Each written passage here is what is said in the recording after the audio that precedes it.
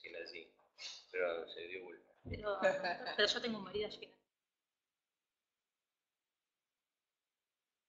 Bueno. Hola, buenas noches a todos. 30 de octubre. Buenas noches, bienvenido. Este es nuestro tercer encuentro de amigos de APA, así que bueno, estamos muy contentos de que estén todos presentes. El tema que nos convoca hoy es ley y transgresión en el mundo contemporáneo, una temática que nos atraviesa a todos. Vivimos en un medio regido por leyes construidas por el hombre que regulan las relaciones sociales. Un mundo donde la ley está permanentemente cuestionada, sospechada y es transgredida. El psicoanálisis nos permite comprender que la ley, mucho más allá de la prohibición y punición, es estructurante tanto del sujeto como del lazo social. Nos interesa en este encuentro poder ahondar en el carácter estructurante de la ley y poder diferenciarla de los usos y costumbres de cada época, entre otras muchas cosas que van a surgir seguramente en este diálogo que vamos a tener. Para lo cual tenemos tres participantes de lujo, la doctora Diana Sperling, filósofa, el doctor José Milmaniene, psicoanalista, y el licenciado Daniel Antar, psicoanalista, que va a hacer la apertura en este momento. El licenciado Daniel Antar es miembro titular en función didáctica de la Asociación Psicoanalítica Argentina, de esta casa, coordinador de Amigos de APA y director de la Sociedad Argentina de Cine y Psicoanálisis. Primero los vamos a escuchar a ellos y luego vamos a abrir un espacio para preguntas, comentarios, para dialogar entre todos.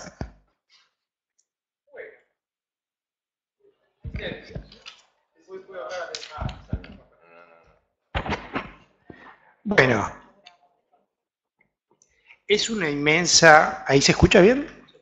Es una inmensa alegría culminar la última actividad de este año desde Amigos de APA con el trascendente tema de ley y la transgresión, de la mano de dos enormes invitados que mucho tienen para decirnos acerca de él y nosotros mucho para aprender y compartir con ellos. Nos honra y agradecemos su presencia. Debo confesar que hace mucho tiempo ya propuse a un grupo de colegas armar un equipo de investigación psicoanalítica sobre la cuestión de la corrupción. Se me hizo notar con mucha sutileza, claro, que si bien podía ser interesante su estudio, que no nos correspondía a los psicoanalistas ocuparnos de tales cuestiones. Se me dio a entender que nosotros estábamos para ocuparnos de eso que llamamos realidad psíquica. No ganándome el pensamiento que debía tratarse de una neurosis personal, pensé que algún día este sería un tema que iría a retomar. Precisamente porque no podía dejar de ver a eso que llamamos realidad psíquica como algo que se hornea al calor de los vínculos más significativos, los que a su vez no pueden en modo alguno dejar de estar insertos en una condición cultural que nos precede y nos trasciende. Desde ya, esa idea fue en aumento, conforme tenía la sensación de estar asistiendo, fundamentalmente como argentino, al espectáculo de un progresivo deterioro de las instituciones que deben velar por el bienestar de nuestra vida comunitaria en el marco de las normas democráticas, que cabe esperar aseguren políticas de sostén y promoción del desarrollo ciudadano. Como se verá, sin embargo, el tema no es específicamente el tema de hoy, la corrupción. La propuesta hoy es hablar de ley y transgresión, dado que plantearlo así nos parece menos cercado y más abierto a una discusión acerca de los resortes elementales que hacen que la vida ciudadana y personal camine acorde a valores centrales de respeto por el otro y de una coexistencia fundada en lazos de cooperación encuadrados en una normatividad común capaz de garantizarlos. No hace falta insistir en la centralidad de esta convocatoria. Todos los días la realidad nos azota reconduciéndonos a ella. No hace falta ser psicoanalista para cariarnos con las contrariedades a las que el sujeto se enfrenta en su relación con la ley, con las dificultades de reconocimiento de la alteridad, o con las dificultades estructurales para el desarrollo de una empatía básica capaz de reconocer nuestra dimensión de inevitable interdependencia. No hace falta bucear en el tiempo para que cualquiera de nosotros pueda corroborarlo. Cualquiera de nosotros puede atestiguar desde el horror la sinrazón estremecedora de un caso Sheila, el que tras su desgarradora fachada deja ver el nivel alarmante de desamparo social de una niñez de innumerables Sheilas, las que ahora, en este preciso momento, caminan en una aleatoria cornisa de sus existencias, siempre al borde de un desenlace trágico que revele las espantosas condiciones que lo empujan a ese abismo. Cualquiera de nosotros ha corroborado estupefacto, día tras día, el apabullante e inaudito uso de la política como herramienta de beneficio personal a escala genocida. Promotor ahora de muchos crímenes como el de esa niña, hora de diversos cromañones o trenes de la muerte. O por fin, cualquiera de nosotros, ayer apenas, ha podido asistir a una metáfora tristemente real de ese otro espectáculo inconcebible desarrollado en el lugar que se cocina la ley, donde sus cocineros, los políticos que deben administrarla como ejemplo ciudadano, la envenenan con un nivel de beligerancia e incompetencia vergonzosa. Me refiero al tema del Congreso hace poco. Pero la hiperactualidad o la regionalidad de estas cuestiones no nos debe, sin embargo, dejar de alertar que el tema de la ley y su transgresión es un tema sempiterno, que recorre la historia humana de punta a punta, haciendo de él una cuestión de debate y reflexión que urge. Porque en esta reflexión y en este debate se juega nada más ni nada menos que la cuestión del bienestar o el malestar en la cultura. Ayer como hoy, podemos decir que la cuestión de la ley es un tema central en el proceso de humanización. Proceso que considero infinitamente abierto en orden al faro de la alteridad y el desarrollo de los lazos cada vez más fecundos y creativos con ella. El psicoanálisis lo sabe que la consolidación de la ley dentro del aparato psíquico hace que pueda sostener un funcionamiento acorde a la idea de alteridad. Esta idea fue claramente planteada en la primera investigación social desde el psicoanálisis, abordada por Freud en Totem y Tabú en 1912. En dicho texto, la idea de ley emerge solidaria a la noción de necesidad de convivencia y limitación al anhelo de poder despiadado. Detrás del tabú del incesto y del parricidio, las dos leyes más importantes que hacen posible la idea de una cultura humana, nos encontramos con la Hilflosigkeit. Aquella angustia de desamparo inicial, madre de todas las angustias, común a todos los seres humanos. Ella hace que la apuesta al amor de nuestros vínculos más significativos se convierta en un motor fundamental en la esperanza que fundamos en los otros. Esos otros a los que necesitamos siempre, pero en el entramado de un dar y recibir que asegure los intercambios. Así las cosas, el ser humano asiste necesariamente en aras de prevenir un desenlace catastrófico para sí y su vida social, a la implementación de un límite a lo pulsional en bruto y una obligación de trabajo psíquico capaz de permitir satisfacciones viables dentro de la configuración vincular. Catástrofe, tanto porque el hombre no puede solo, y catástrofe porque la única posibilidad de ser humano es a través del vínculo. Sin vínculo es impensable el deseo, y sin deseo es impensable la vida. Ella quedaría a merced a la pura descarga destructiva intuida por Freud en la pulsión tanática. Dicho límite a lo pulsional y dicha necesidad de trabajo psíquico capaz de mediatizar y transformar eso pulsional implica necesariamente condiciones adecuadas y de elaboración de ese núcleo de omnipotencia mágica infantil que anida en todos nosotros y cuya persistencia mal elaborada contraría cualquier posibilidad de convivencia solidaria y amorosa. Transformación entonces que me permito enlazar a lo que, hablando de la narrativa bíblica, trae Diana Sperling, nuestra invitada, en su último libro que recomiendo entusiastamente, La diferencia. Después lo muestro, que lo tengo ahí en la valijita. Bueno, y me lo firmó aparte, así que lo recomiendo realmente. Nos dice en ese libro: nos es lícito suponer un nexo estructural entre texto y desierto, entre escritura y exilio, entre tierra de nadie y donación de la ley.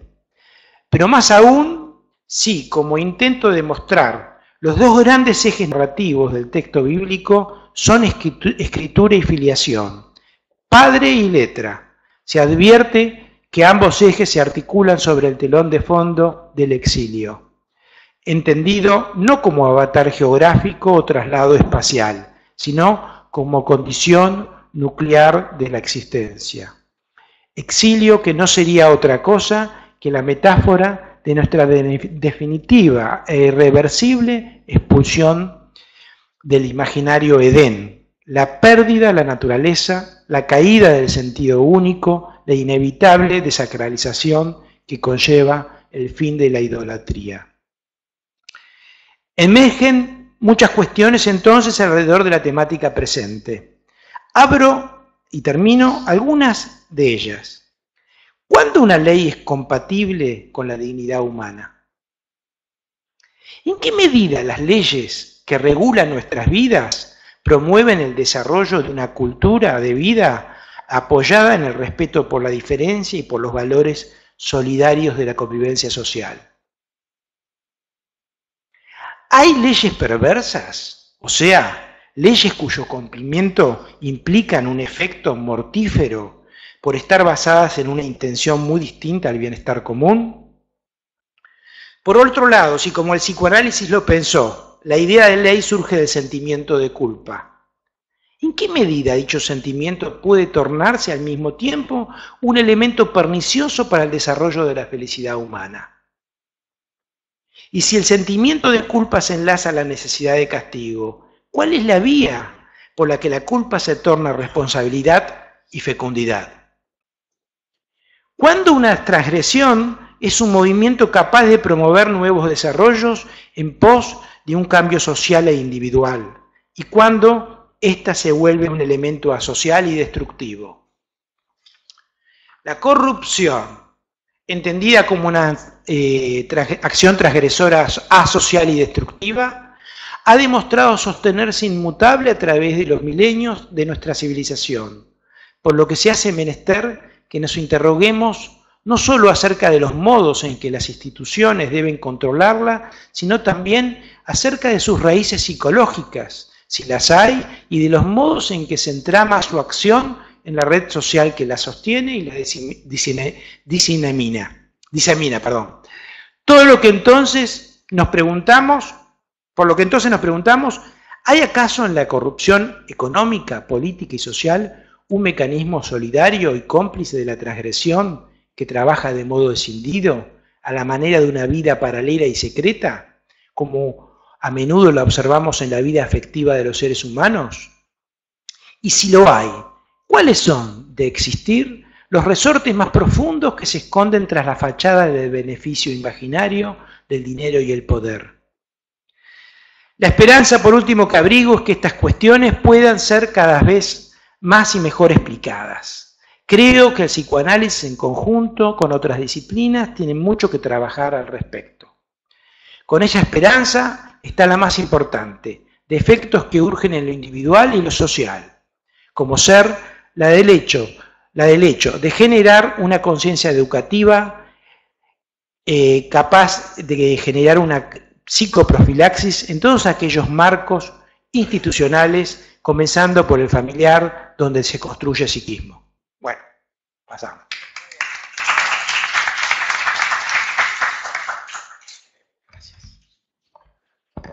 Bueno, muchas gracias, Daniel.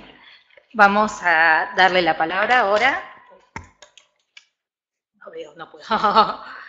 Al doctor José Edgardo Milmaniene. Es médico, psiquiatra, psicoanalista, profesor de diversas instituciones psicoanalíticas, miembro titular didacta y ex secretario científico de la Asociación Psicoanalítica Argentina. Entre sus últimos libros se destacan El tiempo del sujeto, del 2005, El lugar del sujeto, 2007, La ética del sujeto, 2008, Clínica de la diferencia, 2010, Extrañas parejas, 2011, La fe en el nombre, 2012, Iluminaciones freudianas, 2014, y El sexo, el amor y la muerte, 2016. Bueno, lo escuchamos. Muchas gracias por venir. Bueno, buenas noches a todos. Bueno, quiero agradecer particularmente al licenciado Daniel Antar y a Viviana Strugo, que me dan el privilegio, la posibilidad de compartir esta noche con ustedes, no solamente por la índole de la temática, que es crucial en tiempos neblinosos, sino porque además está con nosotros una querida amiga y colega de frecuentación de los mismos textos y de los mismos campos. Navegamos por las mismas aguas con Diana. Creo que la última vez que estuvimos juntos en un panel fue en Hebraica, no sé, de Hebraica Argentina, ¿no? Sí, yo ya no me acuerdo, tengo tanta historia, José. Bueno, pero la historia oficial, podés decir, ¿no? Bueno, la otra no la decís. Así que es un privilegio realmente estar aquí con ustedes. Bueno, realmente el tema es apasionante, ¿no? Quiero hacer una primera salvedad. Hay que diferenciar bien la ley simbólica, la ley del padre simbólico, la ley del padre de la ley, llamémoslo padre de la ley, de los suplementos obscenos superyoicos que se infiltran en la ley. El padre de la ley funda un sistema socionormativo fecundo que propicia la salida de la endogamia, que pone el límite subjetivante, que ordena el caos pulsional. Empero, el suplemento obsceno superyoico infiltra la ley simbólica y genera angustia, culpa, de tal modo que el sujeto se ve invadido por un exceso de ley interiorizada que lo lleva a la culpa, a la autopunición, a la autodestrucción. Entonces, la ley simbólica es patrimonio del campo ético. Los suplementos obscenos superyoicos son contingentes y relativos a determinado orden de organización social. Yo creo que la ley simbólica tiene que ver con la prohibición del incesto y la interdicción del parricidio en todas sus variantes, simbólicas, reales o imaginarias. Y después, los modos contingentes de organización sociocultural son variados. Puede haber determinada forma de organización, determinada forma de vinculación en las parejas, en las familias, pero la polaridad hay que establecerla entre el relativismo ético que imponen las morales de circunstancias y la trascendencia del padre de la ley. Quiero aclarar una cuestión fundamental que para mí es central. Nosotros pasamos de una sociedad moderna, premoderna y moderna, realmente autoritaria, realmente castratoria, que no permitía el desarrollo de los sujetos, y pasamos a una sociedad, digamos, llamada de los goces posmodernos, que es una sociedad que exalta la permisividad extrema en contraposición al autoritarismo de otrora. O sea, el padre de la ley simbólica hecha romana, digamos, del orden normativo rígido, autocrático, autoritario, que eran los excesos inherentes, inevitables al padre de la ley, deriva en una sociedad permisiva, extremadamente permisiva, que es la contrapartida especular de la anterior. Es más aún, creo y pienso con Zizek que la sociedad posmoderna extremadamente permisiva, al abolir todo orden de normatividad, genera efectos de imprevisibles consecuencias. Y Zizek trajo un ejemplo muy interesante que me gusta repetir. En la época autoritaria, el padre le decía al nieto, el abuelo le decía al nieto, debes ir a ver a tu abuela enferma. Y el chico tenía la opción de rebelarse o no, pero debía ir. En la posmodernidad, en el poscapitalismo globalizado, se le dice, haz lo que quieras. Y si el chico no va, tiene culpa por no haber ido. Y si va, es porque hace una concesión graciosa e impone la ley al padre que está totalmente está maternizado.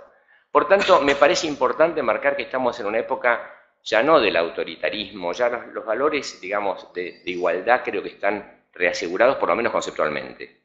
Pero, digamos, lo que sí es de verdad, que la sociedad permisiva tiene un defecto muy grave que no se puede no gozar. Un niño no puede no fumar, no puede estar hiper, no se puede no gozar. En el campo de la ley era castratorio, el campo de la permisividad es inducción al goce.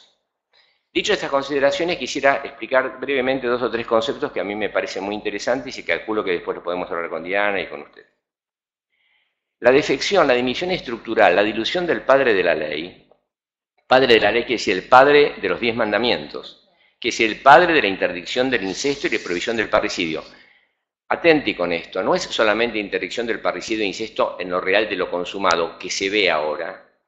Yo estoy en algunas clínicas donde se ve el pacto criminoso y los goces incestuosos a cielo abierto, en condiciones absolutamente fetichizadas, endogámicas e incestuosas, sino que cualquiera de las variantes, por ejemplo, el robo, la corrupción, el maltrato, la violencia de leyes sin código, son modos donde se consuma la destrucción, el derrumbe de la prohibición simbólica de la ley.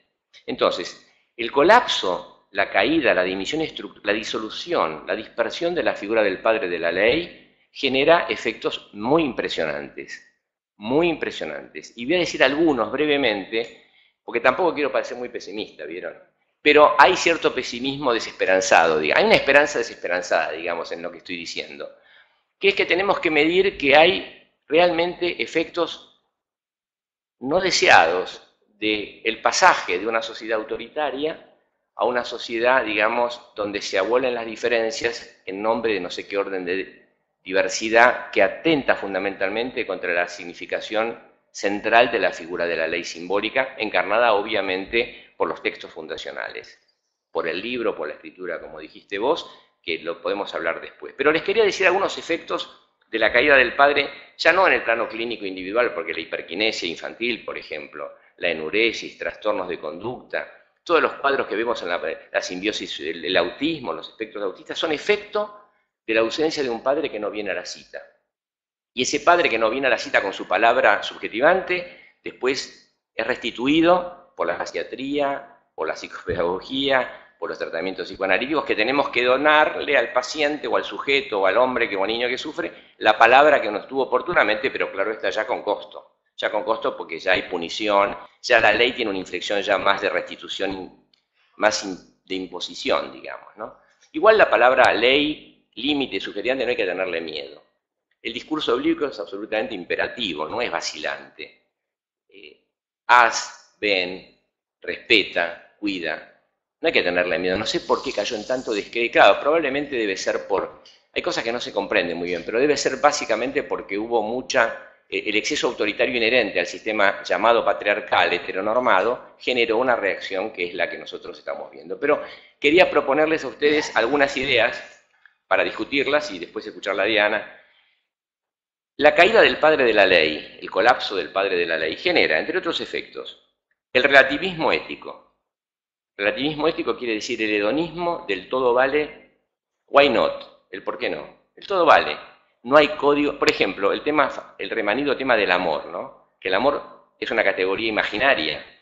Todo amor es variable. Puede ser el amor de un niño de 12 años con su maestra de 40, puede ser el amor perverso, puede ser un amor posesivo, un amor serotípico. Cualquier amor tiene categoría. Relativismo ético. No hay un referente fundacional que organice lo prohibido de lo permitido, lo posible de lo imposible.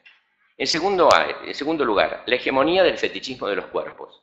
O sea, vemos una sociedad donde hay una especie de caída de los valores del amor, de las poéticas y las narrativas amorosas, en aras de una especie de obscenidad exhibida en la escena pública, digamos, ¿no?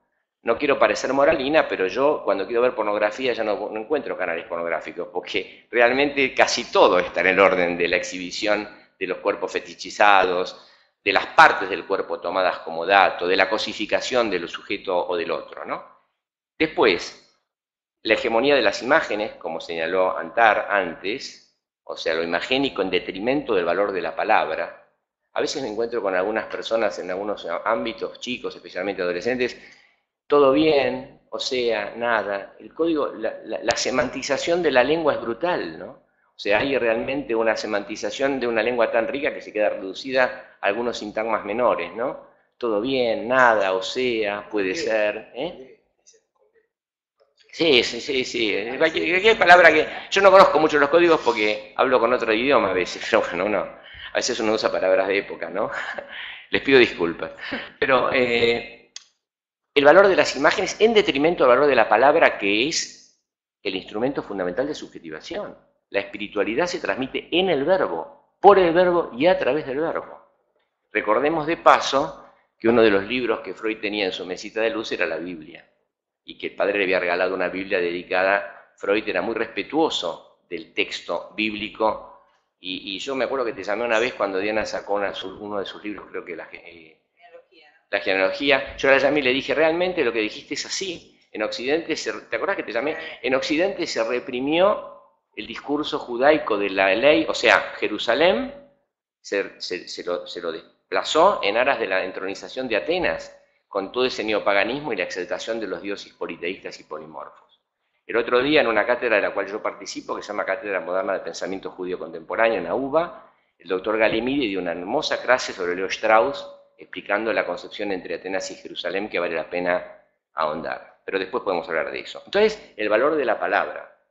Esto se ha perdido, por eso a veces los psicoanalistas no tenemos tanto arraigo dentro de una sociedad, digamos, imagénica y vertiginosa. Sigo nombrando 3 o 4 cosas y terminé y después pasamos al debate. La abolición del respeto por las diferencias de las jerarquías simbólicas. Para mí esto es clave.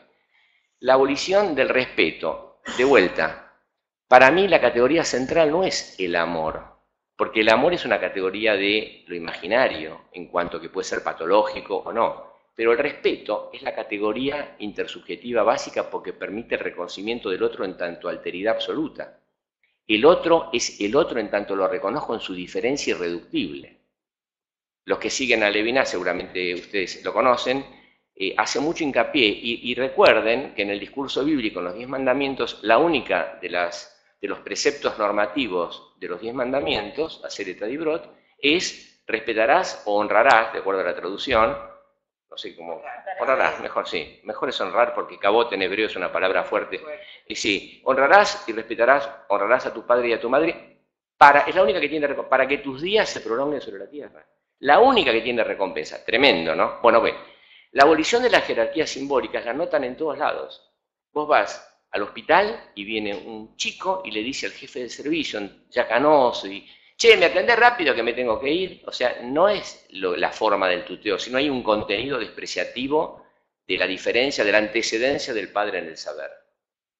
No hay posibilidad de que haya una sociedad normal si no hay reconocimiento de la jerarquía simbólica.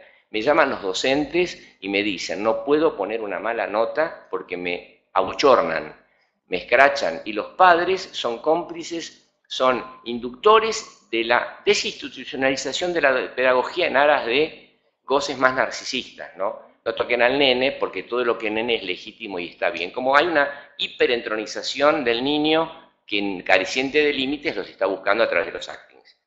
Y por último, esto es lo que quería decir para el final, el regodeo o la exacerbación de lo que llamamos muchos analistas, yo escribí un libro sobre eso, sobre las patologías de goce.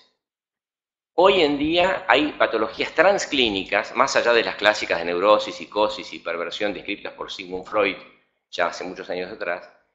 Hay lo que podríamos llamar patologías, a mí me gusta mucho lo que dice Recalgati, patologías de vacío o patologías de goce, que son patologías que están ligadas, son transclínicas, puede haber en cualquier estructura, pero tenés adicciones, que son el modo de llenar el agujero existencial, el vacío existencial que nos habita, la carencia de la falta en ser, con drogas que crean la ilusión maníaca del encuentro con el otro cuando nos distancian del encuentro con el otro. La droga no permite el estar junto al otro, arrasa, saca del encuentro con el otro, rompe el vínculo de solidaridad. Esa es la patología clave de los tiempos, las adicciones.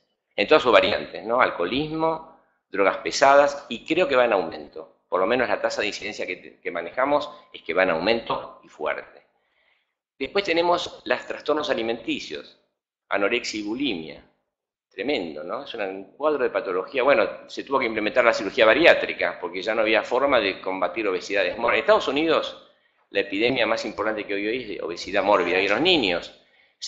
Un altísimo porcentaje de los candidatos del ejército americano es rechazado porque están en un sobrepeso excesivo, tremendo, que conspira contra la calidad de vida, contra la vida sexual, etc. O sea, tenemos, y de anorexia ni hablemos, hay blogs de anoréxicos, donde te dicen cómo comer lechuguita y agua durante el día, y hay suicidios y muertes de chicos que viven encerrados en el culto ideal de un cuerpo, digamos, dionisíaco, extravagante. Y por último, para terminar, lo que se llama las conductas transgresivas. Corrupción, transgresión, mentira. A ver, es como decir, la defección de la ley, la permisividad extrema, no trajo una virtuosidad en cuanto a que el sujeto ya menos acorralado por una ley superyoica, digamos, transgrediría menos, sino es todo por el contrario. La falta de límite genera una exacerbación de las políticas transgresivas. Entonces vos tenés que hacer alcoholemia porque la gente va borracha por la calle y te mata, la violencia, el cohecho, lo que vos dijiste, la corrupción. Hoy en día, digamos, la violencia no tiene ni siquiera el código que tenía en otra época, ¿no? Quien frecuenta una prisión y habla con los delincuentes tradicionales, para decirlo así, te decía, nosotros tenemos códigos. Hoy la violencia, digamos, es sin código.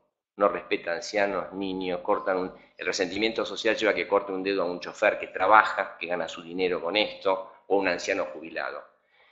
En fin, quería decirles estas ideas para seguir discutiendo con ustedes y espero que lo que vos dijiste, tomar espacios de refugio, espacios de redención con la palabra, sean un modo mínimo, junto con la poesía, con la religión y con el arte, de poder enfrentar este arrasamiento que genera la caída de los valores y el peso de la palabra como ordenamiento del orden social. Nada más.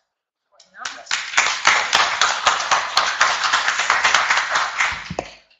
Muchísimas gracias, doctor José Milmaniene. Bueno, le vamos a dar la palabra a la doctora Diana Sperling, filósofa, escritora, ensayista, docente. Tiene numerosos libros publicados.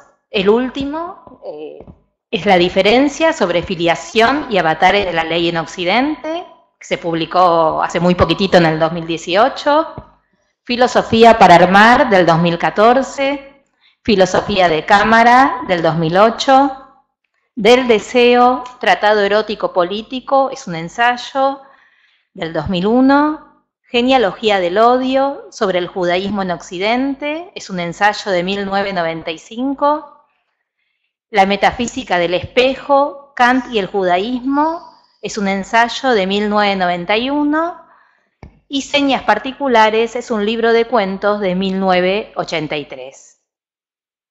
Tiene numerosas publicaciones, Diana, y participaciones en volúmenes colectivos y ha publicado artículos en diferentes diarios y revistas, tanto del país como del exterior.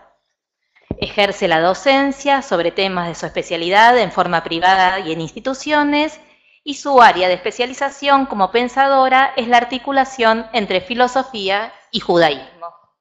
Bueno, Diana, muchísimas gracias por tu presencia. Gracias por la invitación, por supuesto. Gracias a todos los que se molestaron hasta aquí para pensar juntos. Y bueno, gracias por las cosas que dijeron tanto Daniel como José, que voy a retomar.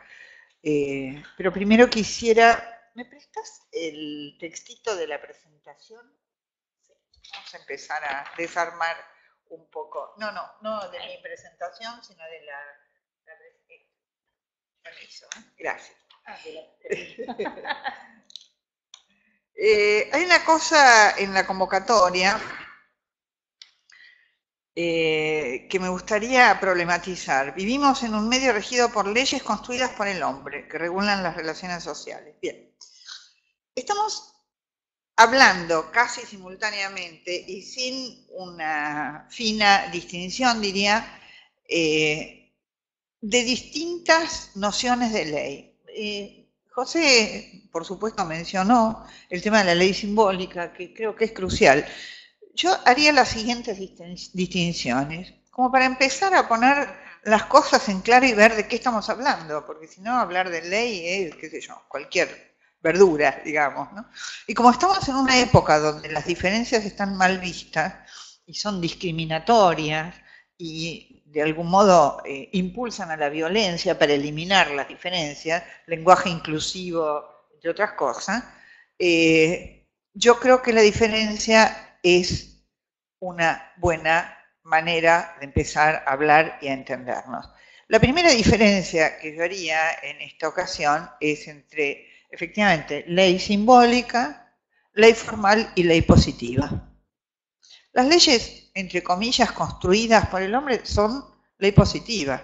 Los códigos, los reglamentos, la Constitución, el Código Civil, Penal, en fin, todo lo que concierne al aparato del derecho, digamos, para decirlo así ampliamente. Ahora bien, no puedo dejar de pasar por Kant, que es el pensador clave en esto, que es el que hizo la distinción entre ley formal y ley con contenido. La ley formal es pura enunciación. José antes mencionaba el modo imperativo de la ley bíblica. Haz tal cosa, no hagas tal otra. ¿Sí? Honra a tu padre y a tu madre, tal cosa no harás y si la haces habrá tal consecuencia, etc. Eso es la forma ley. Forma ley. Uno reconoce una ley por cómo está formulada lingüísticamente. Si yo digo, hay pajaritos que cantan en la ventana, eso es lenguaje asertivo y no es lenguaje imperativo. La ley se formula en modo imperativo, no tiene otra manera de formularse que no sea el modo imperativo. Esto distingue a la ley de cualquier otro enunciado. Este es un problema de enunciación, es el modo en que está armada la frase para que se reconozca que eso es una ley y no una opinión, por ejemplo, o una constatación, ¿sí? El modo imperativo, a diferencia del modo asertivo o del modo afirmativo del lenguaje coloquial o del descriptivo, el modo imperativo no está sometido a la prueba de verdad o falsedad. Yo puedo decir, esto es un avión, ustedes me van a decir, no, estás loca, esto es un vaso, claro, muy bien. Eso no es una ley, eso es una afirmación constatativa, digamos, que dice lo que una cosa es. Eso está sometido al juicio de verdad o falsedad, o verdadero o falseable, verificable falseable, no importa ahora esas distinciones intra el lenguaje de la ciencia. La ley no se mueve en el terreno de la verdad y la falsedad de un juicio descriptivo. La ley impone, la ley manda. Pero la ley también llama y convoca. Esto me parece que es un tema fundamental.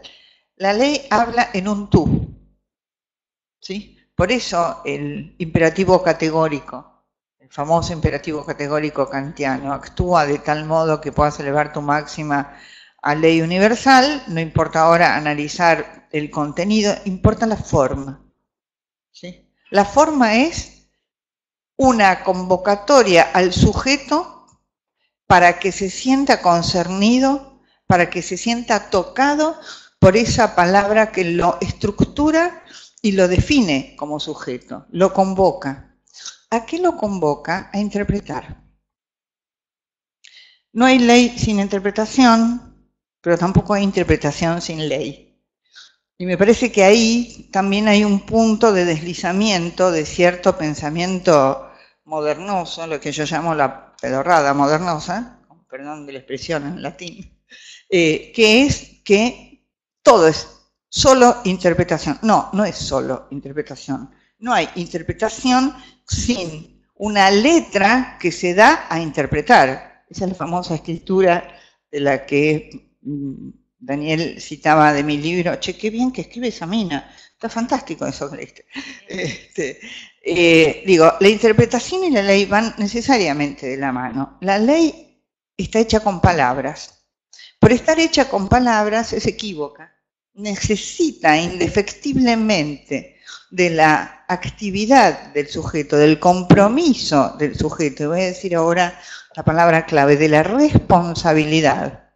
La palabra responsabilidad viene de responder. ¿Responder a qué? A un llamado. Es lo que hace el personaje bíblico de Abraham cuando esa voz, llamémoslo Dios, no se llama así en el texto bíblico, la palabra Dios no existe, ¿no? Ese es otro tema. Lo llama y le dice que se ponga en camino, para fundar algo nuevo. Esa convocatoria recibe por primera vez en la narrativa bíblica una respuesta: heme aquí. Aquí estoy, dispuesto a escuchar esta palabra y a acudir al llamado. Esto que no pudo hacer Adán, porque se hizo el sota, ¿no?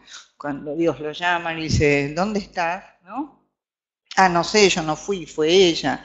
Y la mujer dice, no, fue la serpiente. O sea, todos argentinos, ¿no? Lavado de manos, nadie se hace responsable. Bien, después, por supuesto, Caín también, zafa. Noé, en fin, todos los personajes hasta que llegamos a Abraham, y Abraham es el primero en contestar, heme aquí, me pongo en camino. Ustedes saben que en hebreo es muy interesante, la palabra para ley, una de las tantas palabras para ley, no hay una palabra que quiera decir ley, pero una de las palabras para ley tiene una raíz que es del verbo caminar. La halajá, que es la ley, se traduce por ley, viene de olej, caminar. Esto creo que es fundamental. Es decir, la ley implica un movimiento, un dirigirse hacia, un sentido en una dirección. Así es. Bueno, algo de eso está exactamente. Bien.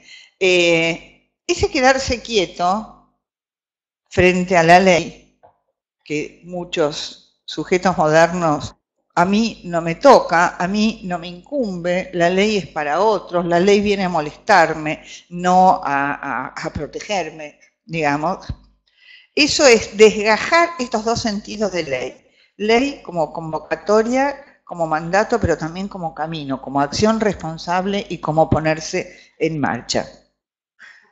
Entonces, yo diría, si nosotros distinguimos la ley como forma, que es un puro imperativo sin contenido, forma a la cual una ley positiva debe acercarse, nunca la cubre, nunca la llena, nunca la completa, nunca la satisface. Por eso la relación entre la forma ley y el contenido de las leyes, en plural, siempre es una relación asintótica, o sea, se acerca pero no toca, ¿sí? Ninguna ley con contenido, ninguna ley positiva es ley universal, ninguna. Lo único universal es la forma. Primera cuestión. Yo ubicaría la ley simbólica, de la que también hablaba José, cercana a la ley formal. Lo único que dice la ley formal, como imperativo categórico, pero también como los 10 mandamientos, están muy cerca, ¿sí?, uno de otro, es no te apropiarás. No te apropiarás. Nada más.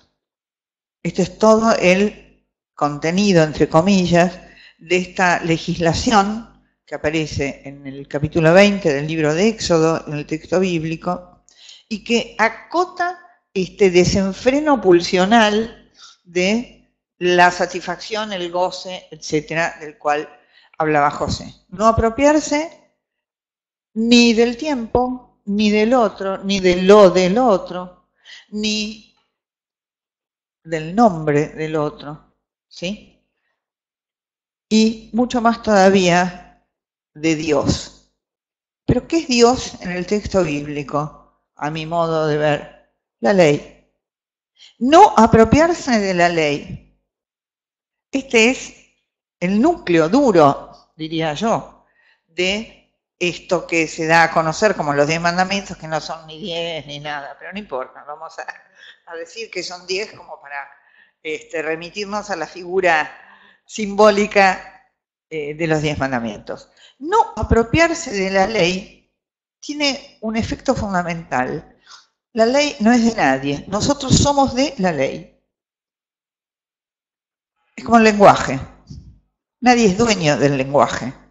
Modalizamos formas particulares del lenguaje en una lengua específica y esa lengua a su vez se modaliza en el habla. Esto es lingüística elemental, ¿no?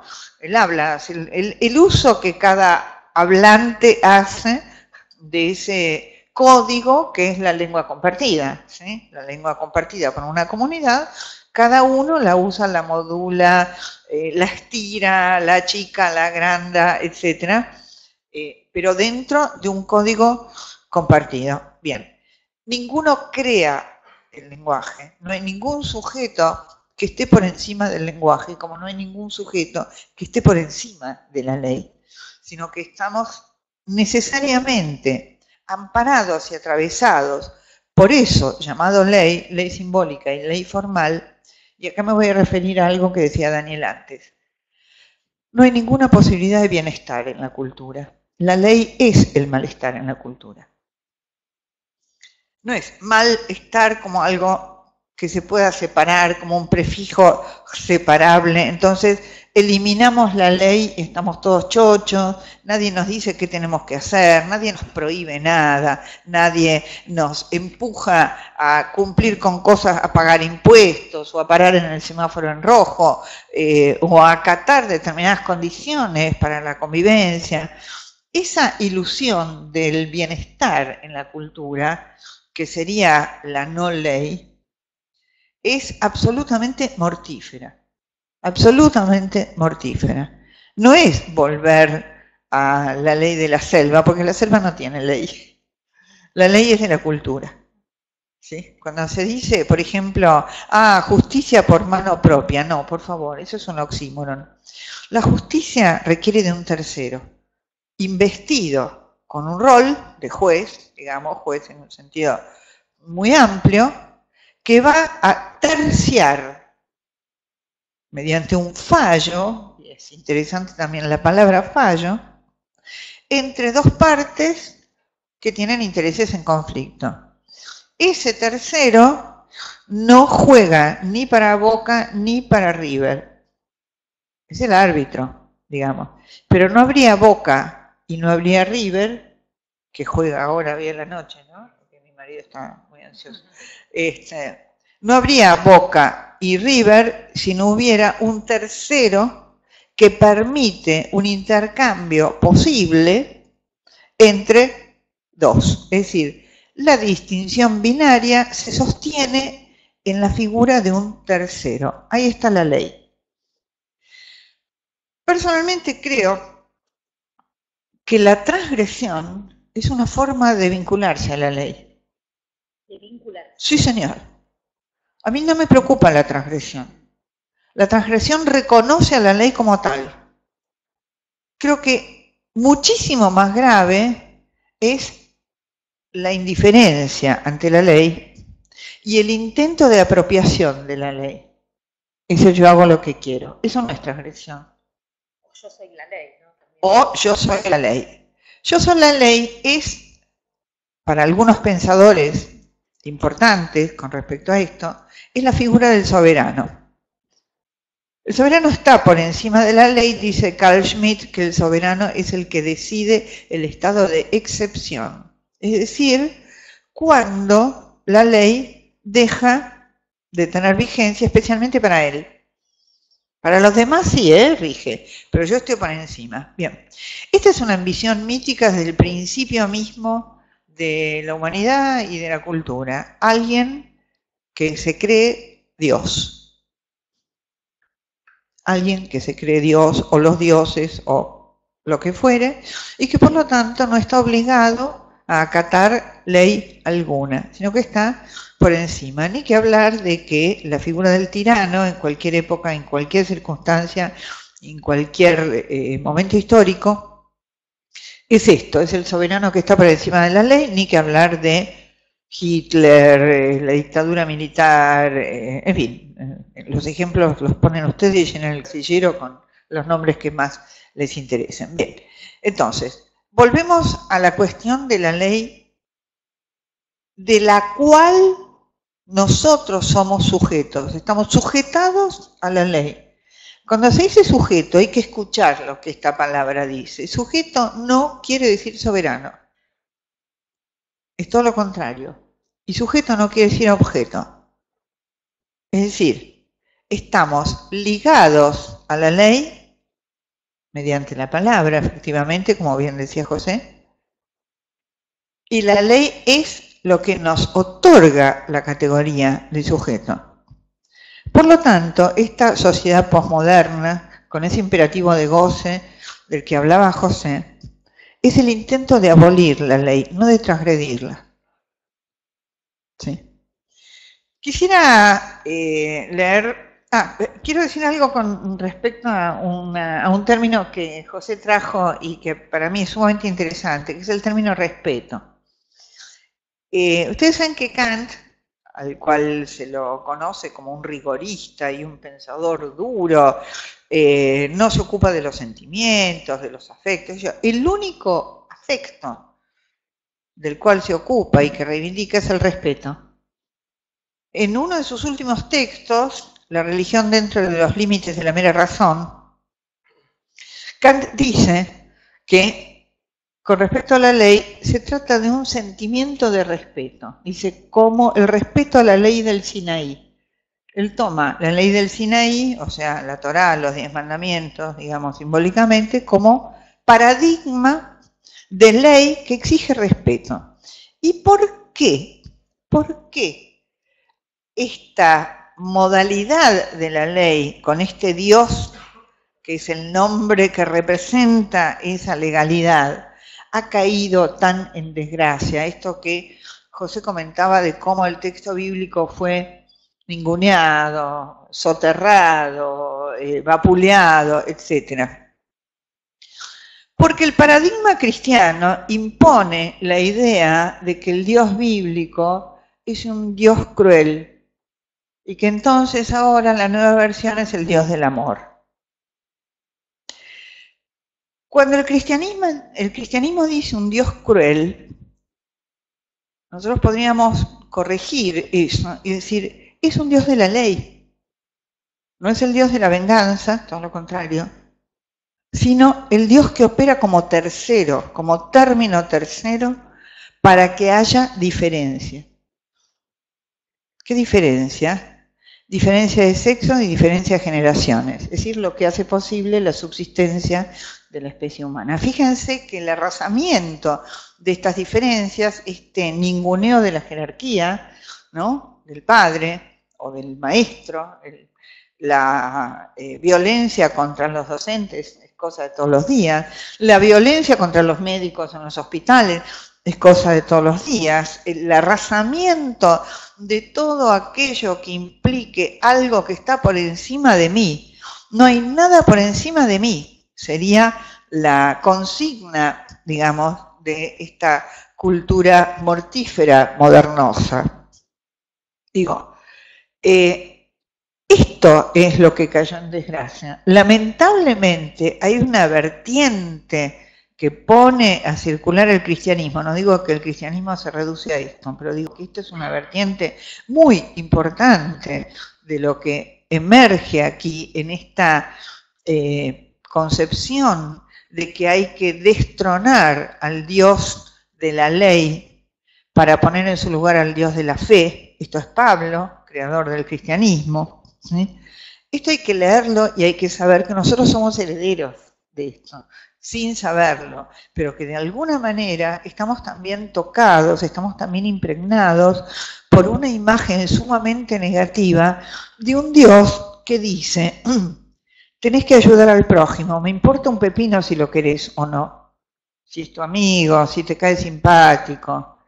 Tu obligación es ayudar al prójimo, es alimentar a la viuda, al huérfano y al extranjero.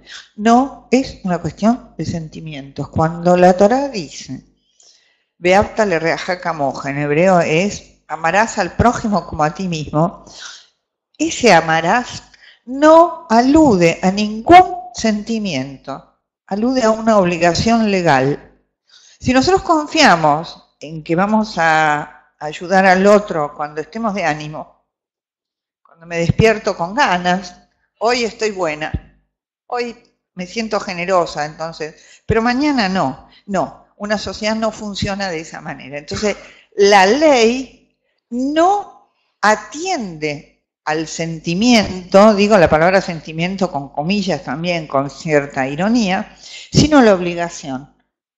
El vínculo, el nexo, el lazo social, podemos ponerle diversos nombres, va por el lado de una obligación legal. Eso es lo que se llama, en hebreo, mitzvah, precepto. Mitzvah quiere decir simultáneamente precepto y buena acción. Hoy hice una mitzvah, ayudé a una viejita a cruzar la calle, qué sé yo. ¿No? Bueno, la palabra mitzvah viene de un modo verbal que es el tzibui, quiere decir imperativo. Es decir, el vínculo con la alteridad no depende de si me cae simpático, y esto es Levinas puro, depende de que la legalidad de lo humano es la relación a un otro independientemente de lo que yo sienta por él. ¿Sí? Bien. Quiero, para ir terminando, leer dos frases de Pierre Legendre, mi jurista de cabecera, que hace una lectura sumamente interesante desde la filosofía del derecho, el psicoanálisis y demás con respecto a la cuestión de la ley. Varias cosas. Cito dos frases que son como slogans para arrancar desde ahí. Uno es, Legendre dice, no es suficiente con producir carne humana, es necesario instituirla. No es suficiente con producir carne humana, es necesario instituirla. Es decir, ese ser que nace no es una cría, no es un cachorro, es un hijo. Para que sea un hijo tiene que ser ingresado en el orden simbólico. El orden simbólico es la institución, la paternidad es la institución, la filiación es la institución, la ley es la institución en sus diversas modalidades. La otra frase sumamente importante y que marca un rumbo para pensar esta cuestión es: el mundo está organizado genealógicamente. El mundo está organizado genealógicamente. Y dice: nadie desciende de sus hijos.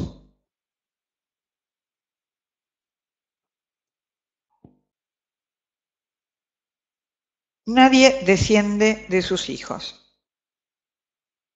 La pregunta, dice, podría ser formulada así: ¿en qué consiste la función de las categorías jurídicas para instituir la vida? Hacer jugar esto, el vitam instituere. La institución genealógica está en la base del artificio jurídico. Artificio en el buen sentido, todo el aparato del derecho está destinado única y exclusivamente a hacer funcionar la genealogía, es decir, la ley de la especie humana. Somos hijos de. Y nada más que esto es la ley. La ley es vengo de otro. No al autoengendramiento, no al hacer lo que quiero, porque no habría ningún borde, ningún límite, ningún otro del cual yo provengo. El hecho ya de provenir de otro que me puso el nombre, yo me llamo como he sido llamada, y he sido llamada en el sentido de nombrada, pero también convocada a la vida. El hecho de que yo ya estoy puesta en un orden simbólico y estoy instituida como sujeto en y por ese orden simbólico, es un hecho irrefutable. Eso es la ley, nada más y nada menos. Una sola frase más.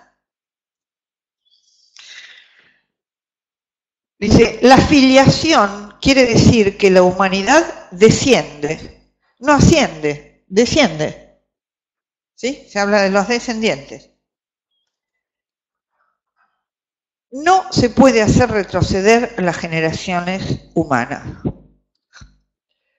Paro con leyendo acá, leería todo porque es absolutamente genial en este sentido, pero me parece muy importante señalar esto. Cuando hablamos de ley, ley simbólica, ley formal, ley instituyente, estamos hablando de filiación. No se pueden separar ambas cosas. Cuando la filiación está renegada, como es el caso de la actualidad, cuando no hay padre, cuando el incesto campea a sus anchas, cuando todo es posible y no hay palabra prohibidora, la filiación es palabra prohibidora al mismo tiempo que posibilitadora, ahí es donde se produce este desbarajuste, este derrape de la ley. Y yo diría, lo que hay es un atentado al orden simbólico. Y por lo tanto, la violencia, más allá de Sheila o de los casos particulares, la violencia que vive la sociedad actual es una violencia contra el orden simbólico. La ley es lo que impone y resguarda el orden simbólico. Muchas gracias.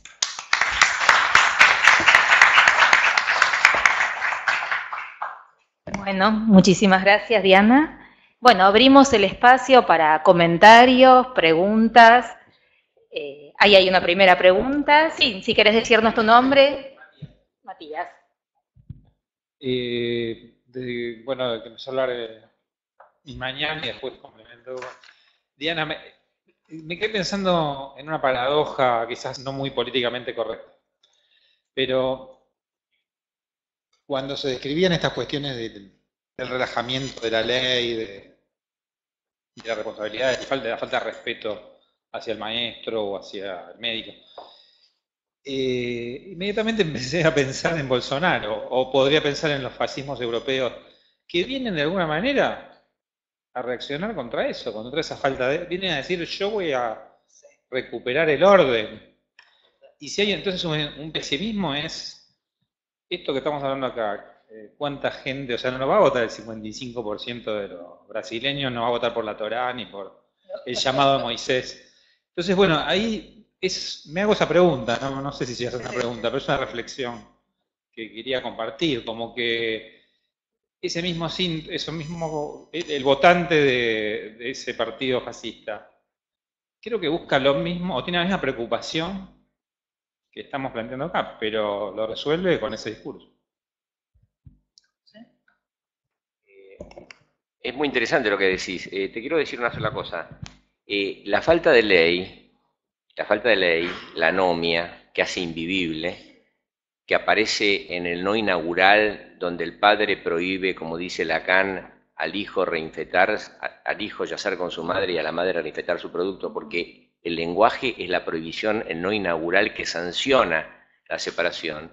Por eso creo que la ley formal en psicoanálisis es deconstruible hasta el punto donde hay que instaurar la prohibición del incesto y del parricidio, que es lo que organiza como referente último no deconstruible.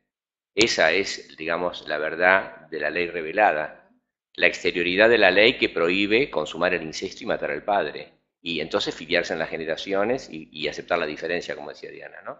La cuatriplicidad heideggeriana supone entonces el respeto por la otredad de la diferencia sexual y por la antecedencia del padre en el saber. Pero la falta de ley se puede restituir o se suele restituir con regímenes autoritarios que justamente apelan a una ley bajo la forma fascista o autoritaria. Tremendo eso. Cosa diferente es lo que estamos proponiendo nosotros desde otro lugar de enunciación, que es, estamos buscando una reinstalación o recuperación o renovación simbólica del pacto con la ley, no una restitución fascista, no es lo mismo, digamos, no es lo mismo, digamos, por ejemplo, yo he estudiado mucho el tema de la Shoah, por ejemplo, ¿no? Y bueno, la Shoah justamente es el ejemplo más paradigmático de cuando cae un sistema normativo simbólico, matan a Dios, al nombre, a Shem, y vienen los dioses oscuros, como decía Lacan del nazismo, que reemplazan el nombre, como decía Diana, la nominación, la afiliación por un número tatuado en la carne. O sea, generan una serialización numérica absolutamente indistinguible y no singularizable. Entonces, es verdad lo que decís vos. Hay que tener mucho cuidado con la disolución de los sistemas normativos, porque los que quieren atacar los excesos inherentes de la ley, que los hay, vale que los hay, en el fondo muchos de ellos quieren atacar a la ley como sistema normativo. Este es el peligro. El peligro no es el acceso al padre cruel e irascible de la orden primitiva. El peligro es atacar al padre simbólico que propicia la exogamia y permite que uno sea virtuoso y se inscriba en la sublimación, en el campo de la ley, en el campo de la palabra, en el campo del discurso, ¿no? Quería decir, además, muy interesante lo que dice Diana, porque hay una coincidencia, digamos, estilística. Yo creo que la ley se debe formular, por supuesto, en términos imperativos, ¿no? Y dijo, además todo el tiempo iba Yomer y dijo, en un Baba y Púa, hace un tiempo futuro anterior casi, y dijo, es el decir que impone el acto, ¿no? Ahora estoy totalmente, vos dijiste algo que me interesa mucho. No hay redención por la creencia abstracta, sino hay redención en el acto reparatorio del otro. Para el judaísmo, la reparación es en acto, es una mitzvah, no es una creencia, porque en el orden de la creencia puedo no hacer nada, no responder a un mandato, un imperativo, no puedo responder al llamado de la viuda, el huérfano y en mí. Entonces, debo hacerlo, no puedo no hacerlo. Me contó la embajadora, la anterior embajadora de Italia, Cataldi, que cuento esta breve anécdota porque me impresionó mucho. Giorgio Perlasca fue un hombre que luchó en la Guerra Civil Española a favor de Franco. Después, por casualidad, vivió en Hungría, y en Hungría había una cefalía y se hizo cargo del consulado español en Hungría, porque había cefalía, estaba ahí. Entonces empezó a salvar judíos, salvó como 5.000 judíos o 4.000 judíos, Giorgio Perlasca. Y después volvió a su pueblo en Italia, y se puso a trabajar en el oficio que tenía, que creo que era carnicero, no pasaba nada. Hasta que pasaron 2 señoras que dijeron, uy, este hombre nos salvó la vida. Salvó la vida porque, ojo, salvar la vida a costa de su propia vida, lo podían matar, lo podían liquidar, y a cambio de nada. Entonces, Giorgio Perlasca es descubierto por estas 2 señoras y hablan con el corresponsal de Correo de la Sera, Paese de la Sera, que es un diario italiano muy importante, y van los periodistas. Y a partir de ahí escriben un libro que se llama La banalidad del bien, parafraseándolo con Hannah Arendt. Entonces le preguntan, es interesantísima la historia. Te puedo ver si te paso el texto, porque dice el periodista, dígame, Giorgio, ¿usted por qué hizo esto? Le pregunta, ¿no? La pregunta por la banalidad del bien, ¿por qué hizo todo esto? ¿Sabe lo que le responde Giorgio Perlasca? ¿Y usted en mi lugar qué hubiera hecho? No hay fundamento. ¿Qué hubiera hecho usted en mi lugar? ¿No hubiera hecho acaso lo que hice yo? Como diciendo, había otra opción. Era la única opción digna, humana. Es la redención de lo humano. No podés no hacer lo que vos dijiste. No podés sustraerte al llamado. No podés sustraerte al jinení, al llamado, a la convocatoria. Es abominable alguien que se sustrae al llamado. Porque sustraerse al llamado es la transgresión ética por excelencia. Me están convocando y soy indiferente. Es verdad que decís vos, la transgresión es una afirmación reactiva de la ley. Porque el que transgrede está buscando que la ley retorne bajo la forma sádica, que es en el que hay paradigma del hombre que termina, porque la ley es consistente, finalmente, ¿no? La ley es hiperconsistente, es muy consistente. No hay forma de organizar un sistema que no sea heteronormado en el sentido de normativizaciones que permitan instalar la afiliación. En el campo de la psicosis, que es una desubjetivación radical, se ve claramente que el hijo, como diría Piero Lanier, no tiene nombre. Es más, es algo innominado. Un cacho de carne. Es un cacho de carne. Por eso poner el nombre es el acto humano por trascendencia fundacional. A diferencia de lo que hizo el nazismo, que desubjetivó y quitó el nombre y puso un número tatuado en la carne. Sí. Sí, totalmente de acuerdo. Matías, yendo un poquito más a lo que vos decías, leo otra frasecita de Legendre y explico. Yo hablaba de la instancia tercera, ¿no? Dice, la instancia tercera es el lugar lógico de la ley en tanto que referencia pura al absoluto del poder.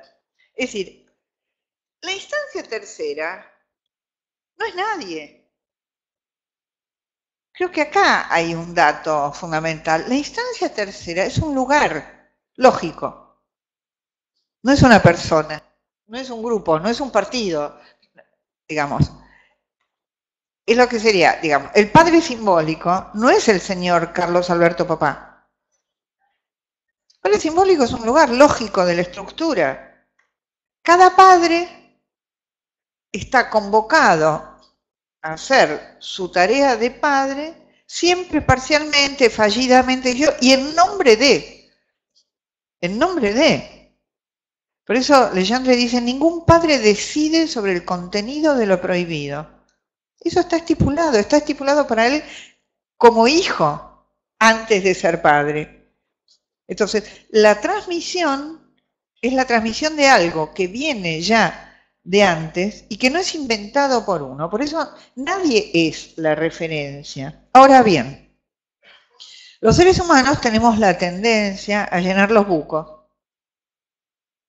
y a buscar ese padre castigador, efectivamente, como si ese padre fuera la ley y no un transmisor, un representante, un delegado, digamos, de algo en relación a la ley.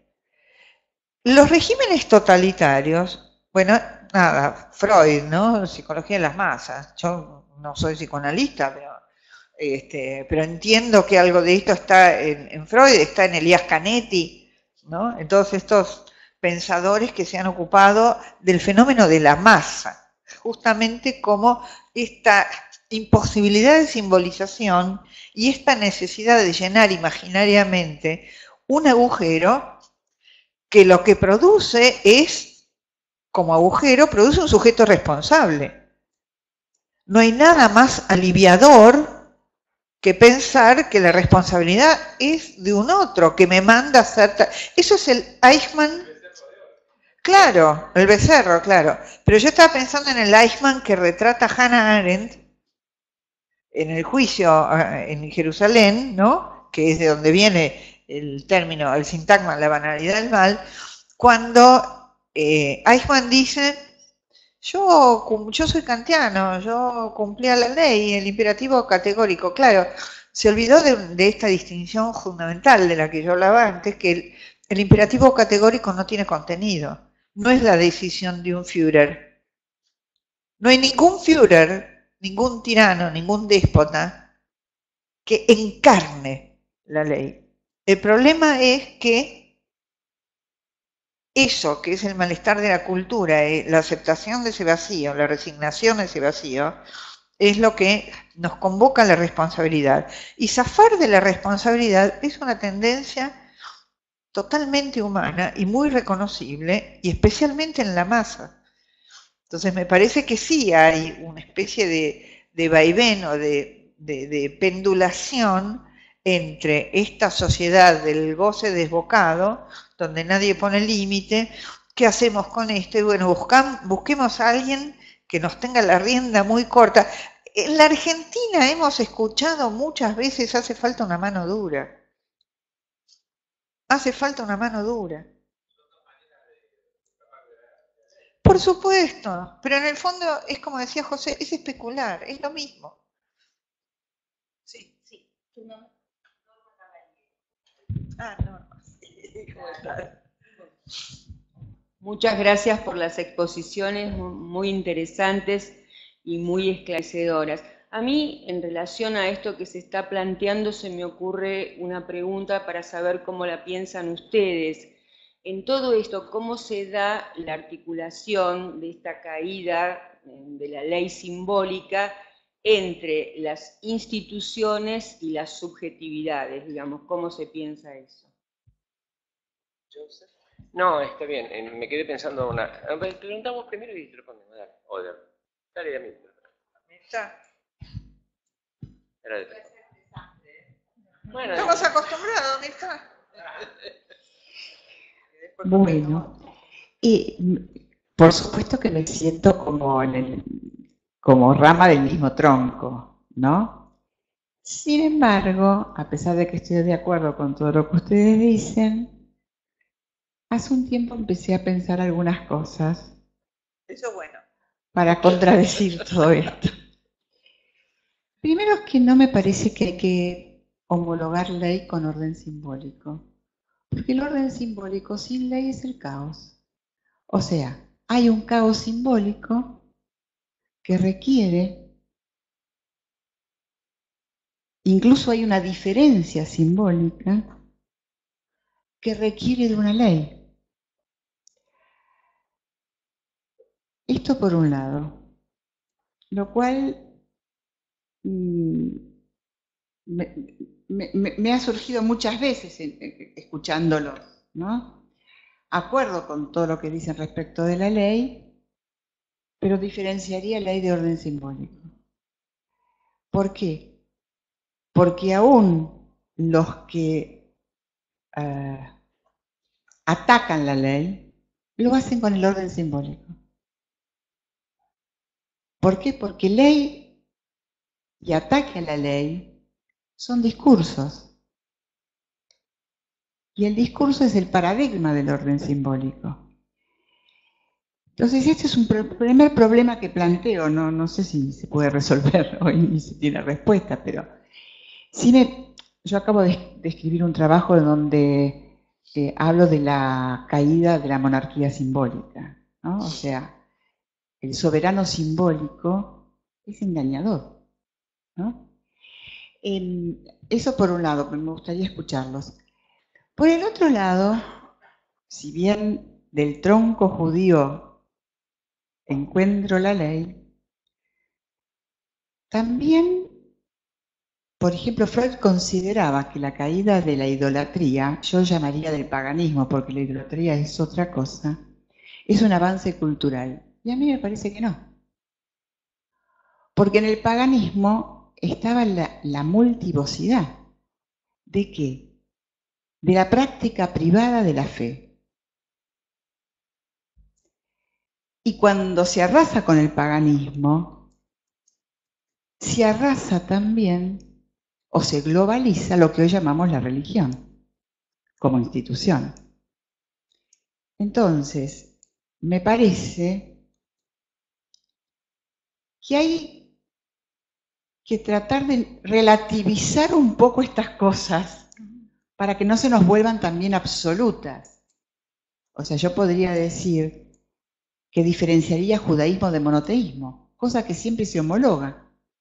Porque para mí el monoteísmo es también una voz única. Justamente cuando vos decías somos descendientes de Atenas, también somos descendientes del paganismo, digo, no es lo mismo, ¿no? Paganismo, ¿no? Abraham rompiendo los ídolos que Atenas. Me parece que también la idolatría que hemos tenido gracias al psicoanálisis, pero también a pesar del psicoanálisis del orden simbólico, ha producido la desaparición del cuerpo con mayúscula. Reaparición cuerpo que reaparece en todos estos fenómenos que ustedes describen, ¿no? Digo, creo que hemos entronizado un montón de cosas y que a esta altura podemos como empezar a descompletarlas, a volverlas inconsistentes para ver qué surge nuevamente. Bueno, esto.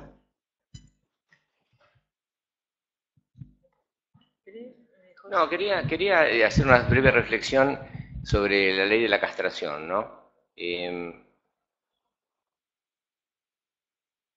No, quería responderte un poquito a vos. El tema de lograr que haya una especie de asunción de la responsabilidad subjetiva es la tarea de las instituciones, por lo menos psicoanalíticas, ¿no? Nosotros tenemos que lograr que el sujeto se inscriba en un orden no de culpa y de expiación y de castigo, sino en un orden normativo que le permita asumir con responsabilidad su lugar deseante. Eso es importantísimo, ¿no? Me parece que lo que vos decías, Diana, es muy interesante. Hay que ir desde la culpa, que genera castigo, de una ley sádica y cruel, tributaria del orden, digamos, presimbólico, hacia una ley que permita que sea propiciadora y pacificante y permita la asunción de la responsabilidad. En ese sentido siempre es muy importante que haya instituciones que preserven ese cuidado de la terceridad simbólica, porque si no se cae en el individualismo, digamos, en el solipsismo, o en la presencia de una persona que encarna la ley como si fuera Dios. Por eso yo particularmente pienso con Legendre también que la referencia simbólica absoluta es el lenguaje, el nombre. El nombre del nombre en hebreo, y vos lo podés explicar también, en hebreo el nombre a Dios, o la referencia simbólica absoluta en términos más bien lacanianos o freudianos, se lo denomina como Hashem, el nombre. Y Agamben dice, el nombre del nombre es la creencia de los psicoanalistas que creemos en el nombre del nombre, porque el nombre del nombre es el lenguaje. El lenguaje es el nombre del nombre. Es impresionante esto, ¿no? Es verdad lo que dijiste, en el discurso bíblico Dios aparece como un nombre innombrable, infigurable y irrepresentable. Llamémoslo idolatría, no paganismo, no hay figuración alguna, es un progreso enorme en la espiritualidad, como dice Freud en Moisés monoteísmo. Es importantísimo. Ahora, para mí preservar las instituciones es muy importante, porque las instituciones permiten que circule, digamos, la palabra a partir de una hermenéutica interpretativa muy diversa, que no es única. Empero hay referentes axiomáticos que no se pueden negociar. Freud decía, la sexualidad infantil no se negocia, el inconsciente no se negocia, la prohibición del incesto. Hay límites, porque si uno si no marca algún axioma de lo absoluto, no puede pensar. Digamos, la problematización tiene un límite que es el axioma teórico que lo fundamenta. Si vos hablas con un físico, te va a decir si es la teoría de la relatividad. Siempre hay un axioma último. Ahora, el psicoanálisis, y creo que Mirta coincidirá conmigo, es una de las pocas teorías que asume la castración como inherente a su propio discurso. O sea, se destituye a sí mismo todo el tiempo, porque hay una interpretación de la interpretación de la interpretación. No hay una interpretación última, sino hay una hermenéutica abierta, digamos, ¿no? Una hermenéutica muy potente. ¿Cómo? Es metonímico, es polisémico, es polifónico. Claro. Justamente, por eso dije que la ley de la castración es muy importante, porque conspira contra la absolutización de un discurso único, en el sentido de que vos lees, por ejemplo, el Talmud, la Mishnah o los comentaristas, vas a ver que está el texto principal y después vas a tener a los costados muchas lecturas. Por ejemplo, hay dos escuelas tremendas en el judaísmo, Hillel y Shammai, y uno dice una cosa y otro dice otra, pero todos coinciden, digamos, en la afirmación de que hay una verdad que es exterior, que hay una verdad revelada exterioridad, que es exterior al sujeto, que no surge en las tinieblas inefables de uno, sino que viene de una afuera, que es la revelación sinaítica, ¿no? Es importante esto, que vos lo señalaste muy bien, yo estoy de acuerdo. No es un derecho positivo codificado, es una exterioridad absoluta de la ley que viene de afuera del sujeto. Pues si surgiría desde adentro, corre el riesgo de ser una imaginarización. Así que, total, es muy impresionante seguir con estas discusiones porque dan lugar, como dijiste vos, a cuestionar axiomas. Sí, Norma, sí. Tenemos que ir terminando. Sí, que para eso de alguna manera está nuestra confianza en las instituciones psicoanalíticas, pero yo creo que ustedes están como yendo más allá. Digamos, ¿qué pasa con esto? Digamos, Bien. que sucede en otros niveles, o llámese país o mundo, determinadas Sí. cuestiones, digamos, donde esto sucede y el atravesamiento es de otra manera, digamos. Yo creo que ahí es importante que también desde nuestro instrumento, desde el de ustedes, digamos, juntos en conjuntos, pueda trabajarse esto, porque yo creo que esto es más allá de las instituciones nuestras, digamos, ¿no? Sí, tomo lo de Norma, lo de Mirta y lo que dijo José recién.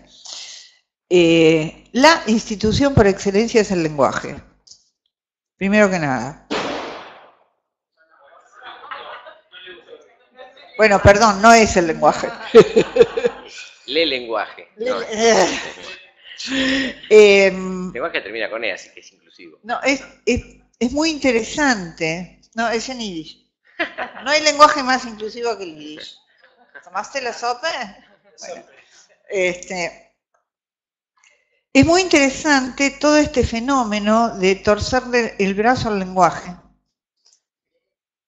Es muy interesante como síntoma justamente de me cacho en las instituciones. No hay ninguna institución, el sujeto es autoinstituido. Esa es la pretensión posmoderna, la autoinstitución. Me parece que este es el borde que está todo el tiempo. Ahora, fíjense qué cosa tan llamativa, y supongo que José va a coincidir con esto. Las actitudes y las reivindicaciones más absolutamente progresistas, todo comillas, hipermodernas, liberadas de toda coacción, etcétera, etcétera, resultan extraordinariamente antiguas. Me llega un mail de una vieja alumna diciendo, me llegó una versión del Principito. Ah, sí, salió.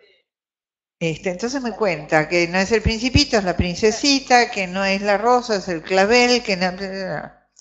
entonces me dice, ¿qué pensás de eso? Le digo, es la nueva Inquisición. Claro. Es la nueva Inquisición. Todo pasa por la censura de un grupo que se autoatribuye el poder y el derecho de modificar todo. Dentro de poco Shakespeare va a ser, no sé, claro, las novelas de Grisham o de lo que fuere. Es decir, ¿cómo? Claro, ¿viste? Pancha, sí. Entonces, digo, este atentado a la institución me parece que después tiene efectos de cascada. Toda institución, sea escuela, familia... Ojo, también estoy de acuerdo con José en que uno a veces dice estas cosas y parece que fuera un moralista, un puritano, un antiguo, un retrógrado. Me importa un pepino, pero hay que tomar esto en serio. Se habla en general desde el punto de vista sociológico. Yo estoy acostumbrada a escuchar una y otra vez preguntas del tipo, bueno, pero ¿vos estás en contra de los matrimonios homosexuales? No, eso es sociología, estamos hablando de la estructura, no de la anécdota, que las épocas van creando nuevas formas de institución familia. No por nada, los gays se quieren casar y quieren que se les reconozca el derecho a formar una pareja consagrada socialmente, ¿no? También, o sea, no es contra la institución, es una mirada sobre la institución. Bien, la institución es el efecto subjetivante por excelencia.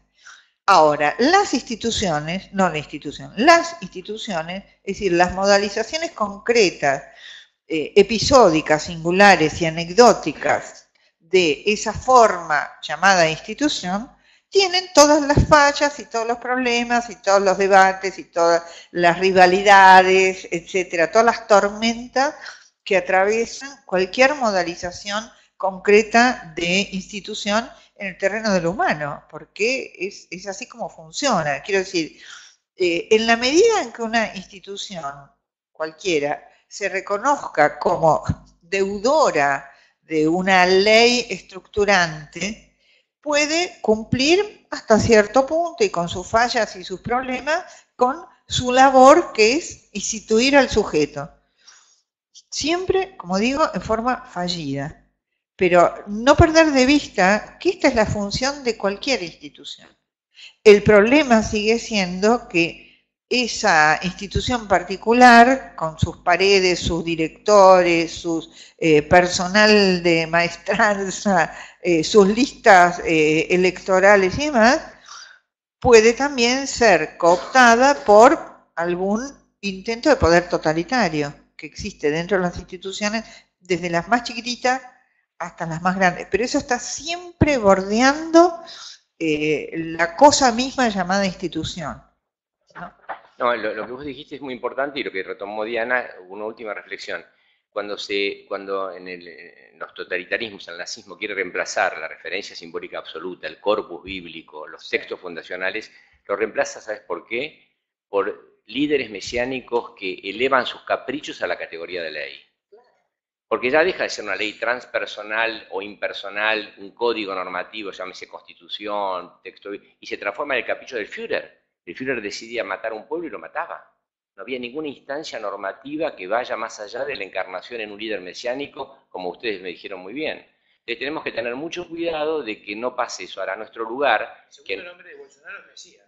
Claro. No, me jodés. Bueno, está bien. Me jodés. Tenemos que tener mucho cuidado. Puede ser... Yo te digo, tenemos que tener mucho cuidado. Nosotros no somos sociólogos, como dijo Diana, no somos políticos, no somos somos psicoanalistas.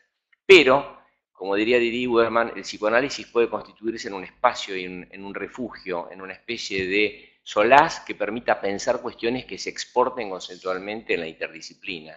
Porque nosotros no podemos hacer política y tampoco tenemos respuestas sociológicas. No está bien ni mal, tenemos una lectura psicoanalítica basada en el inconsciente, la sexualidad. Claro. Ojalá que se pueda difundir mucho eso. Sí, sí, por favor. Me quedé pensando en la terceridad. Green tiene un lindo concepto. Sí. Es el tercero. Agarra el micrófono, porque si no, no te da. Sí, Green tiene un lindo concepto que es el otro del objeto. Y el otro del objeto es el tercero en la mente de la madre, dice, ¿no? Green dice que, bueno, es una reformulación de la teoría freudiana del Edipo, que es la bitriangulación, lo llama él, ¿no? Y a mí me pareció muy interesante porque si vamos un poco más al psicoanálisis, yo que soy psicoanalista de niños, por ahí lo tengo muy presente este concepto, porque siempre me pregunto cómo está el padre dentro de la mente de la madre, que no coincide siempre igualmente con el tema del padre de carne y hueso, Por supuesto. aunque habitualmente está encarnado, ¿no es cierto?, en ese padre.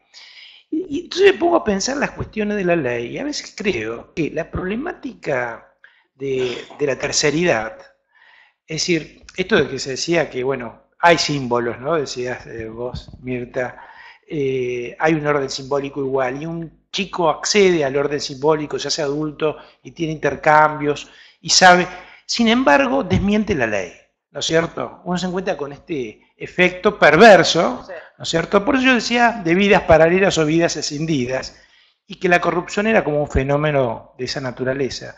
Entonces, yo creo que la problemática, más allá de la institución, de la ley mosaica y demás, tiene que ver cómo se accede a esa ley. ¿Cuál es el viaducto que hace que yo me pueda apropiar de una ley que tenga efectos simbólicos realmente? ¿No? Y creo que esto es toda una problemática, bueno, a debatir, porque tiene que ver con lo que Winnicott llamaba, yo traigo, disculpen que traiga algo de teoría, el espacio transicional. Hay algo que tiene que ver con el pasaje del yo ideal al ideal del yo, que se fisura, ¿no es cierto? Toda apropiación de la ley es una apropiación perversa y ficticia. La ley se vuelve un instrumento perverso en realidad. Bueno, quería decir eso nada más. Liliana, y vamos a ir Quería decir una cosita después. Sí. No, quería decir una sola cosa, que lo que vos dijiste es muy interesante, un minuto ya. No, es apasionante no entrar en estos debates. Tenés razón, lo que genera que un sujeto pueda inscribirse en la ley es que haya un orden familiar donde haya una madre que ame a su hijo y lo erotice y un padre que ponga límites subjetivamente. O sea, la mezcla de límite más amor es lo que permite que el sujeto entre. Y una madre que no tiene en su deseo un lugar para el hombre o para el otro no puede construirse, pues es una madre psicotizante. ¿Sabés lo que pasa? Puede haber discurso, pero puede haber discursos fallidos, pero lo terrible es cuando se va del discurso, cuando se va del lenguaje. Claro. El discurso puede ser un discurso delirante, como el fascismo, pero cuando uno sale del lenguaje y cuando no hay palabra, ahí estamos en el mutismo pulsional terrible. Liliana. Sí, bueno, un poco esto, ¿no? Porque pensaba en esto que vos dijiste recién, ¿cuál es el viaducto, no? Claro. En un panorama como el que todos ustedes hablaron, que muy buenas todas las ponencias, donde hay falla en poder instituir la carne humana, no hay padre que esté concurriendo a la cita. Entonces, para salir de esto que vos decías, José, de un panorama más pesimista, ¿no? Cómo poder pensar en qué otra salida para que pueda haber instituciones que traigan otro tipo de ley, porque si no, sí tenemos los Bolsonaros, como Claro. dice él, que está pasando a nivel mundial, no es una amenaza que va a venir, esto ya está sucediendo, ¿no? Entonces, ¿cómo poder pensar, tener otro tipo de viaductos para que se pueda instituir una ley que, como vos decías, Diana, permita la posibilidad de ir hacia, ¿no? Que permita el movimiento? Claro. Porque en el fondo, detrás de todo esto, lo que hay, como vos decías, José, es desvalimiento humano. Entonces, desde el desvalimiento, lo que pedimos y pretendemos es, sí, un otro que venga a encarnar una supuesta ley que nos resuelva todo. Entonces, desde ahí, como poder salir de esta situación, ¿no? Quiero retomar un poquito lo de Mirta, que quedó 2 minutos, ¿sí? Quedó un poco de costado. De costado por donde está sentada, nomás. Pero que es bien interesante. Yo coincido totalmente en el hecho de que hay que desacralizar las categorías y los eslogans y lo que estamos acostumbrados a repetir. Bueno, a ver, ¿no? Deconstruyamos, digo, es una propuesta deconstructiva la tuya. Vos mencionás dos cosas, por supuesto que es imposible referirse a todo, pero hay dos cosas. Una es diferenciar ley de orden simbólico y otra es diferenciar judaísmo de monoteísmo. Yo creo que no son categorías que se peguen, que se pegoteen, pero sí que aluden la una a la otra. Quiero decir, claro, digo, nosotros sabemos muy bien que, y lo conocemos de cerca incluso, que hay mucho judío pagano. De verdad, digo, no es ninguna garantía haber nacido en una familia judía, tener que hacer Shabbat y que le corten el prepucio a un chico para que tenga un pensamiento vinculado. No, puede ser absolutamente pagano, idólatra, etcétera. Así que, de nuevo, diferenciar sociología de estructura, me parece que esto es fundamental, porque si no estamos siempre deslizándonos hacia, bueno, pero yo conozco un señor que, o yo conozco una familia que, sí, todos conocemos. Es decir, cuando hablamos de estructura, estamos hablando de algo, de nuevo, formal, sin contenido, pero que permite que haya contenidos, ¿sí? Digo, inscribir determinados contenidos en una forma es lo que permite reconocer que eso de lo que estamos hablando pertenece a determinado campo, pero que no lo llena, ni lo completa, ni lo sutura, ni nada por el estilo. Me parece que ahí hay una cuestión metodológica fundamental. Entonces, ley y orden simbólico. De nuevo, una cosa es la ley simbólica, otra cosa es la ley positiva. Hay leyes positivas hijas de puta, ¿ok? Hay, estamos viendo, Daniel traía muy bien la cuestión del debate en el Congreso, donde se negocia la aprobación de cada ley por prebendas, presupuesto, privilegios, sanción, etcétera, etcétera.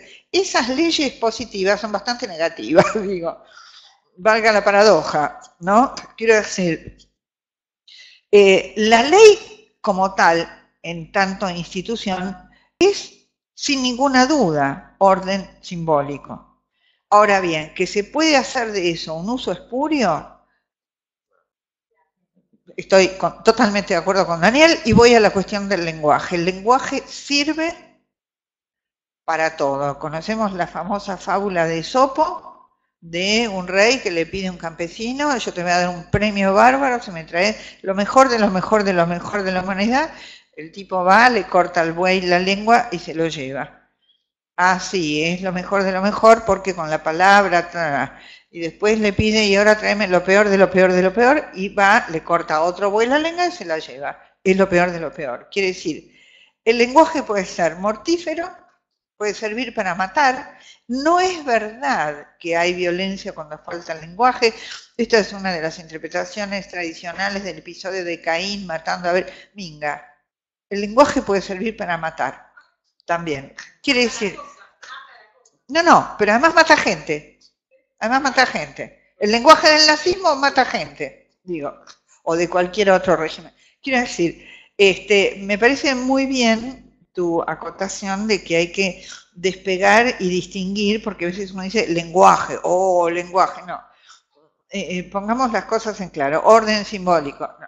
Por supuesto que hay muchísimas distinciones y discriminaciones para hacer, me parece que simplemente acá estamos como planteando un primer esquema para después ponernos a discutir y hacer algunas distinciones más finas y más sutiles. Totalmente de acuerdo. Bueno, la verdad que como muchísimas gracias, un lujo, todos los participantes, todos los comentarios. Y como no somos la ley y somos sujetos de la ley, tenemos que terminar. Así que bueno, los esperamos en el próximo encuentro de APA, de amigos de APA el año que viene. Y muchísimas gracias a todos. Gracias. Gracias. No, al contrario, un lujo, la verdad, muy Saber el judaísmo, me da ganas de estudiar.